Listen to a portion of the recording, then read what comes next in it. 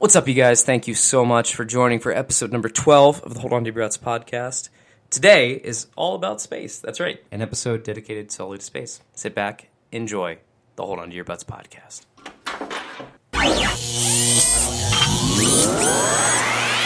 Hold on to your butt. Always happy.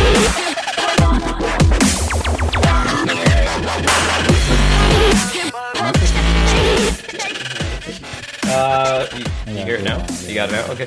Ladies and gentlemen, welcome to Hold On to Your Butts, episode number 12. No prep work on our part. No prep work on our part. We just roll with a cold open. And, I think it went pretty well. Yeah. Guys, 12 episodes. Can you believe we made it this far? Isn't that great? 12 whole episodes. A dirty dozen. That's what they call them. No, they don't. They do. They call us. Say who? Who's they? Well, they do. I saw it. Our forums. And we have a forum? Where? On the internet. On the internet? You should go check it out. What's the website? www. Technical difficulties moving. Oh, I hate myself.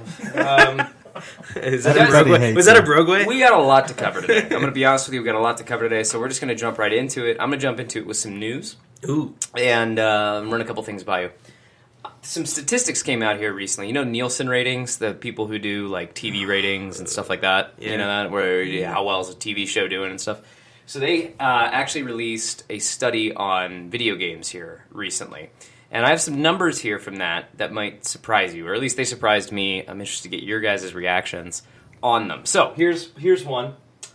64% of the U.S. population, 13 and over, are gamers. Is that surprising? 64%? 64% of the U.S. population, age 13 or over. Is that number low or high to you? I think that's pretty. I want to know. It's a lot higher. Gamer. I think they include mobile games. And if they include mobile games, that seems really low to me. Define gaming. What about your phone? I play solitaire on my phone. Am I a gamer? Yeah, well, see, that's what I bet you. How do they classify? I'm sure that it went into and said, I play more than X amount. But, I mean, if you just load up an app on your phone and you play it for a second, Mario Run or whatever, does that mean you're constitute you as a gamer? That has me kind of tripped out, too. It's like, well, okay, 64%, but it's like what you said, is it including mobile apps or not? Mobile games? No. And then you're saying of people who are 13 and over, and there's a huge amount of the population that are 13 and under that are video gamers. Oh, yeah. I mean, the majority, not the majority, but... I feel like these statistics... groups are, I don't know. I think it's just weighted a little bit weird in a way. So I feel like they don't want people to play. I really do. I feel like that's really low. That was surprising to me. I don't know. I wanted to bring that up. But going a little bit further. What do you think would be inaccurate in your mind? Man, I feel like percentage 30. I guess 30. The barriers to entry would be like socioeconomic at some point, right? Where you're talking about like people who can't afford a smartphone that can play a video game, the elderly who definitely don't play video games, What about people that can't afford it, but they go and they play with their friends, or they go and play at an arcade? Yeah. So, do those people count? And I'm assuming they would. So, and I don't think they consider themselves not a gamer, and they just truly love it at their heart. So that's why I believe that. 13, I think, is low. So yes, there are people that can't afford it, but if you like to game, don't tell me you haven't done it. You'll figure it out. And you'll play. Yeah. So of that 64% of people who identify as gamers, 46% only own one device. And now that means a mobile device or a PC, just an Xbox, just a PlayStation. Does that surprise you? 46%. I feel like gamers who would self-define themselves in this study might actually be more likely to own multiple systems. I know I do. I think most PC gamers probably also own a console. Is that far-fetched? I mean, if it's a PlayStation 2, whatever that might be, I feel like that's probable that you own more than one thing. And if we're counting a mobile device, that doesn't even make sense to me. I don't know. Is that surprising to you? Yeah, I think, and I'm assuming they're defining gamer by what you said is you did a survey of how much you play on any type of game or mobile device.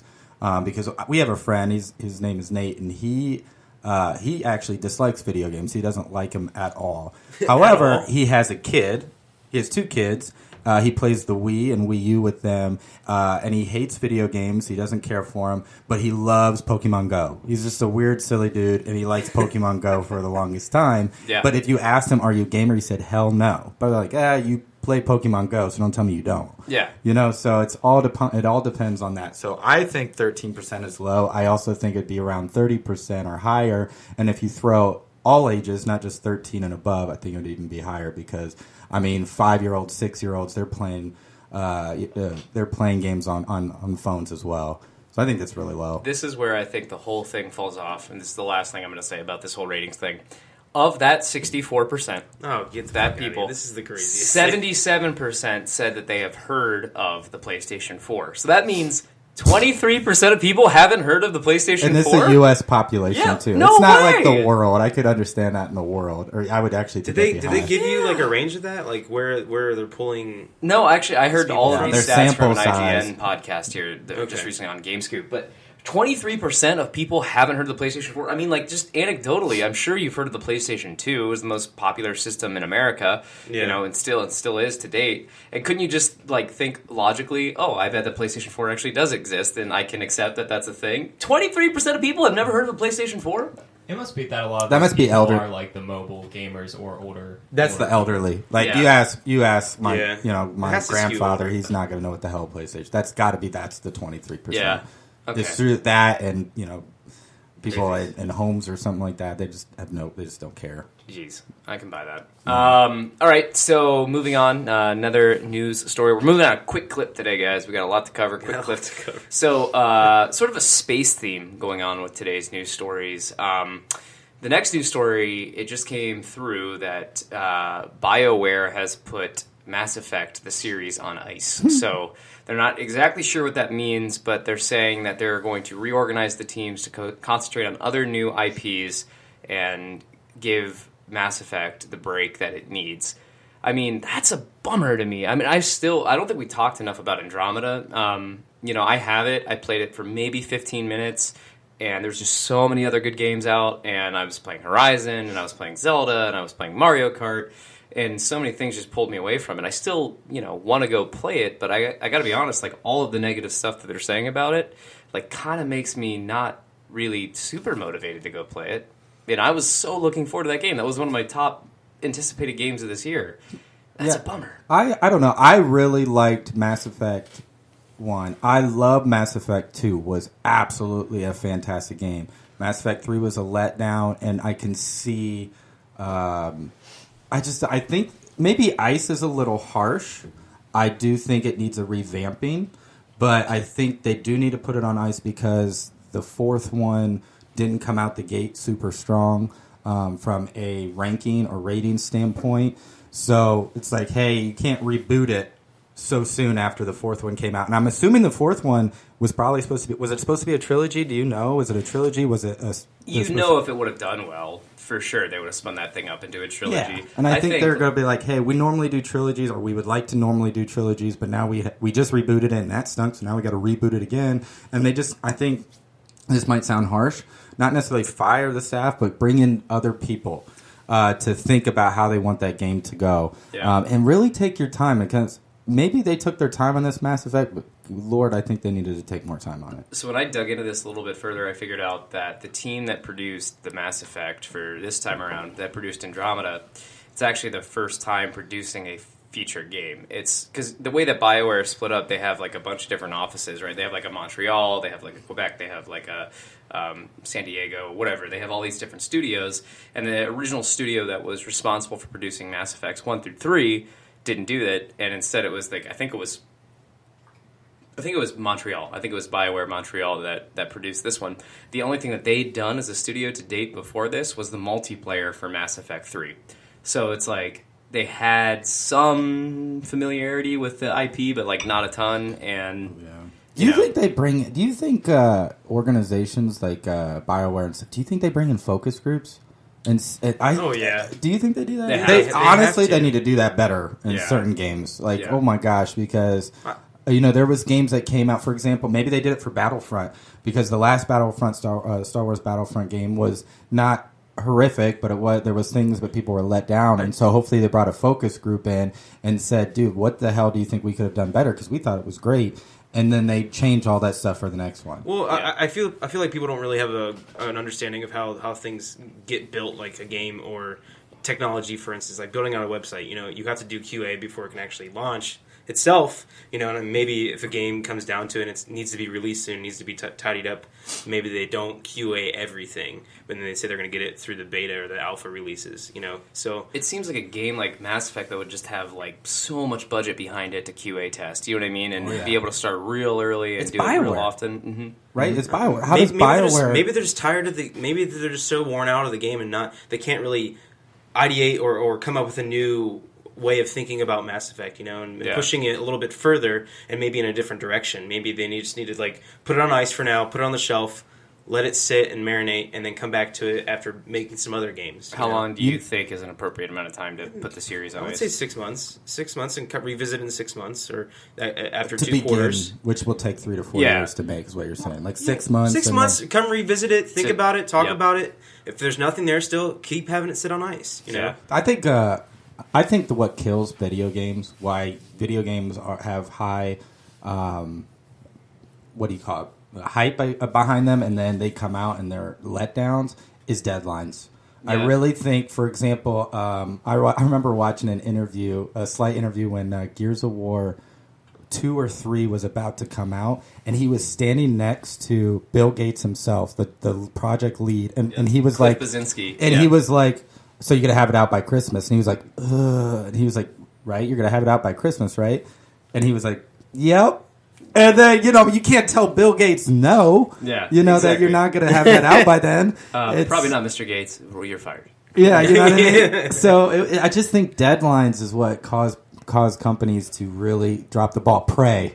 I mean, did you Great see example. what happened with Prey? Yeah. Its release was a nightmare, and it had crashing issues beyond crashing issues that you literally lost everything. They did quickly fix it, but like that, I bet you that's a deadline thing. They rush job that. Part of the reason that happened to Prey 2 is Bethesda, the studio behind that does, what else does Bethesda do? They do Fallout, I think, right? And they do... Dishonored, Skyrim. Yep. And so they no longer give review copies to journalism outlets like IGN and Kotaku and all these other. Well, that's why they're always ranked after the release. Exactly. Yeah, they don't give review. They're the only company that does that.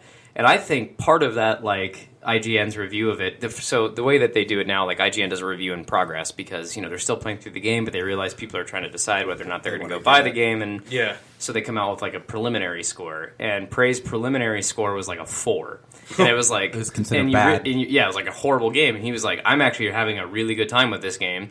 Like if you read the review, he's like, "I'm enjoying this a lot." He was like, "But honestly, I got to like 75% of the way through the game, and I hit a game-breaking crashing bug." That I lost my entire save, and I can't on good conscience tell you people to do this because we've reached out to Bethesda for comment. We've reached out to them to like fix this bug or like give us a different copy. Yeah, Bethesda did come back, and then they updated their score to an 8. So it went from a 4 to an 8. It only took them like a week or less than a week to fix that bug. But it wasn't like it crashed your save and you could just upload a different save. It crashed you started from scratch. Yeah. That was how bad that bug. And then I think they even had loading issues after that bug to get beyond a certain point after that. It was bad. Diablo's another example. When that game for PC came out, I remember entire colleges were having auditoriums, a group of people, like wait for that at midnight, and it released, and it crashed bad. And it was like, it's a funny internet trope of that error code coming up of people entire auditoriums and colleges were waiting for that game, and it just died because of server issues. And I think that, again, that's just improper prep. Kim Possible's texting you. It's Power Rangers. Kim Possible's texting. So here's what I will say, though, about Mass Effect Andromeda. Like a final note on this. Like, I am impressed with how they're handling it. They've come out with a ton of updates that have fixed the animations that people were griping about. Like, they're really listening to the community. I mean, they have to because of all the negative press. But, like, they are responding and, like, doing it well. And so that's kind of the light at the end of the tunnel for me. And the reason that I will go eventually play that game is because at some point when they're done updating it, like, it will be the game that it was supposed to be. You know what I mean? And then so enjoy it. That's true. So, like, games will come out and they might have bugs or... Zelda had frame rate issues, like that kind of stuff. Back in the day, you release a game, that was it. Yeah. That game's out. And that's out the way it is. And so maybe because of they're like, oh, well, we'll just release a bug after that. I read an article from crack.com and they talked about, he's like, the nightmares of being a gaming tester. It's not fun and glamorous like everybody